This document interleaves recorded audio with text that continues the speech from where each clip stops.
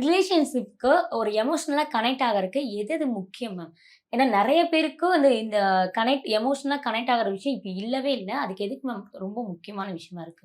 Relationship அப்படின்றதுல emotional connect அப்படின்னு வரணும் அப்படின்னா, ஃபர்ஸ்ட் ஆஃப் ஆல் ரிலேஷன்ஷிப்ல ஒரு கமிட்மெண்ட் அப்படின்றது இருக்கணும்.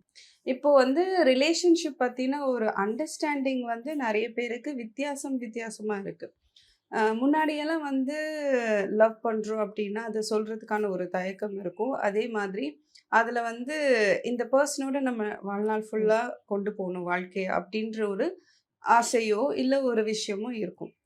அதுல வந்து லவ் பிரேக்கப் அப்படின்றது வந்து பார்த்தீங்கன்னா, அந்த லவ் பிரேக்கப்லேருந்து வெளிய வரதே ரொம்ப கஷ்டமான ஒரு விஷயமா இருக்கும். இப்ப வரைக்கும் அப்படிதான் இருக்கு. பட் என்ன என்ன நீங்க ஒரு ஒரு என்னன்னா, அந்த எமோஷனா ஒரு கமிட்மெண்ட்டா கனெக்ட் ஆகுற விஷயங்கள் கொஞ்சம் ட்ரிஃப்ட்டா அது ஆயிட்டே வருது.